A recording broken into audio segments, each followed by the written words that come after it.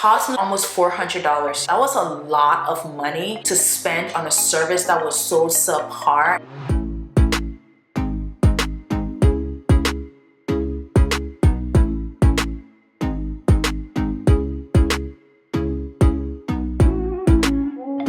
Right into it. Okay, so this is gonna be like a quick chit chat. In today's video, I do want to talk about my lock journey, specifically things I wish I knew before I got SISTERLOCK or I locked my hair. It was a lot and I took it for granted. I feel, you know, it's one of those things where when you're trying to do something, you think you've done all the research that you need to do. That's what I thought. I thought I had done like a good amount of research. I had all the resources that I needed, but that was not the case. Or even if I did not do enough. Because think about it, you're researching something that you don't even, you're looking for something that you don't even know you're supposed to be looking for. So it's one of those things where you only see the information, or you only take in the information that you do come across, because you don't even know what to look out for.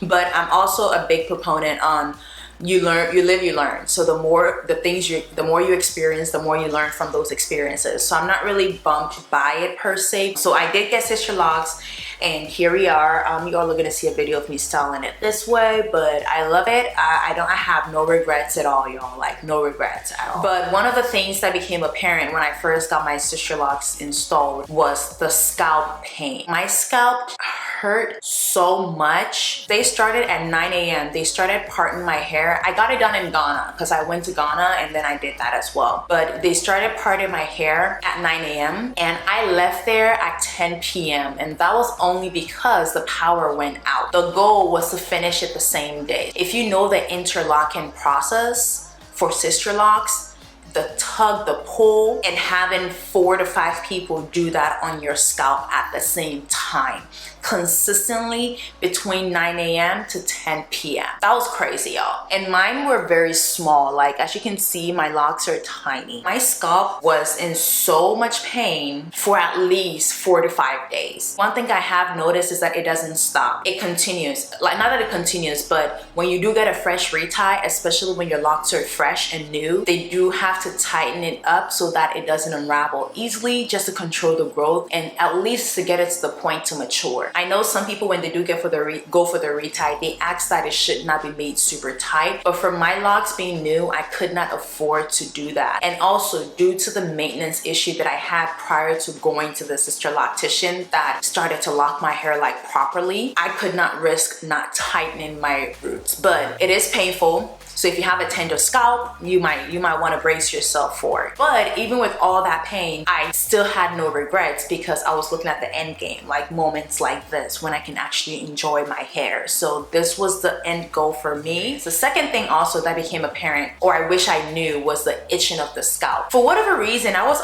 of the understanding that getting locks installed would not hurt. It quickly became apparent that that's not the case. The installation was painful. It was like getting your hair braided for the first time. So I'm tender-headed, but my scalp itched like crazy. Like, it itched so much that I had to wash my hair. It was itching so badly because all that pain, all that tugging and pulling, now my scalp needs to heal, and it healing came with the itchy scalp. I didn't even think it was possible for my scalp to itch that badly.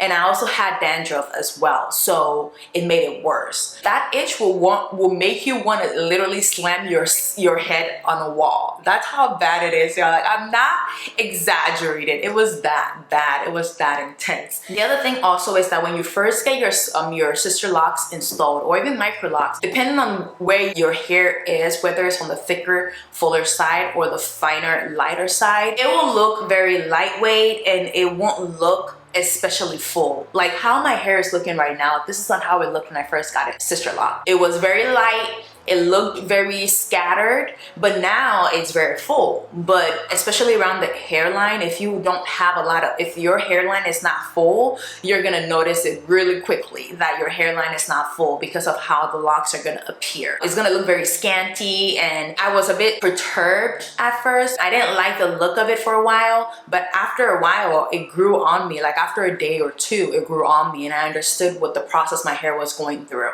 and understood that this is my natural hair growth, this is not a wig, so it won't be perfect. It will be natural because that's how my hair is growing. The other thing is it unraveling. So this actually ties into the fact that I did not do a lot of research when it came to maintaining my hair in terms of when to wash it, when to apply water in my hair at any point in time. So it unraveled. A lot of it unraveled. After a while, my sister lock appeared to be micro locks because of how much unraveling that I had happened, especially around my hairline. The locks came apart. The way you handle or the way you maintain them will speak to or will be a reflection on how bad it goes. So that's why they would advise that you need to plait your hair, braid it before you put water, blah, blah, blah, just so that it doesn't unravel. But I feel like if I started braiding my hair or plaiting them or putting them in sections every time I went to bed, it would have minimized the unraveling as well. Moving on, the other thing that I wish I knew before I got locked was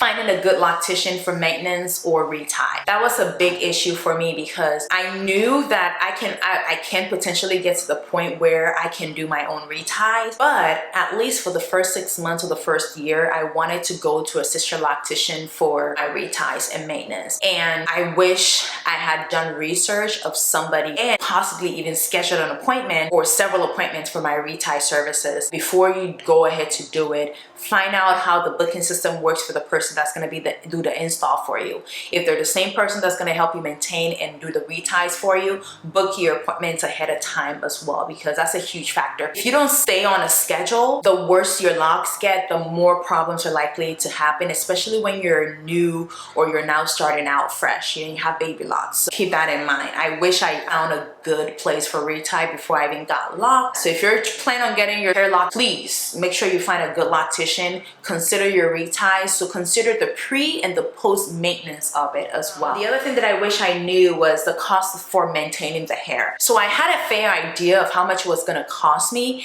and I was willing to pay that amount because if I do the math, if I'm wearing wigs or blow drying my hair or going to the salon to get styled or whatever, it was going to cost me relatively the same amount, if not more. So I was ready to spend that amount. But the reason why I add this to the things I wish I knew was the fact that the amount that I got charged at the first place where I did my retie was so high. It cost me, like, including washing, it cost me like almost $400, y'all. That was a lot of money to spend on a service that was so subpar. Haven't seen that video, please check it out. It was the biggest fail ever, and it cost me almost $400 for that service. So I immediately added this point to this list because I started generating this list once I got my locks done. So in that moment, I was super pissed, and in my mind, I assumed that that's what the charge was going to be everywhere I went. But when I found this certified sister loctician, she was great. Her prices was reasonable, and now I'm in Seattle, I'm in Washington State. Here, the cost of living here is high. Things are more expensive here, but I pay right now, it's less than $250. It is expensive. It is a lifestyle. Most people underestimate the time commitment needed before you getting it installed,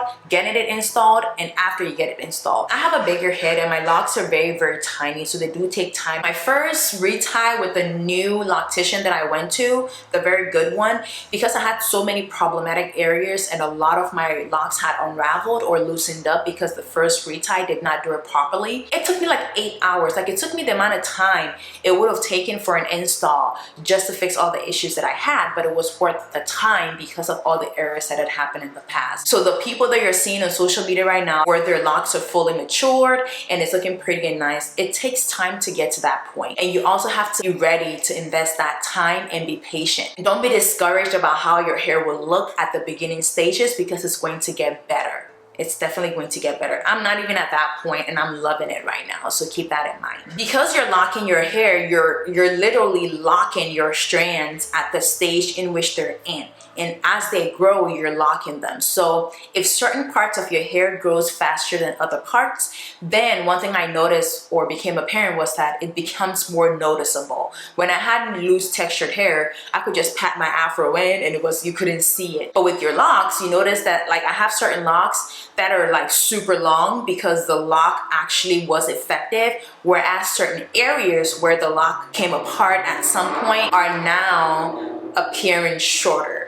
And I wish I knew this because then I would have trimmed my hair. That's why I'm saying this, because if I knew that the unevenness of my hair growth was going to become more visible, I would have gone for a full good trim, so that at least starting off the lock journey would have been at the same level, at a good level, so that I can have a nice shape to my hair. You would notice that certain parts of your hair will grow faster than others, and if you want your hair in a certain shape, at least when you first get locked, cut your hair into that shape.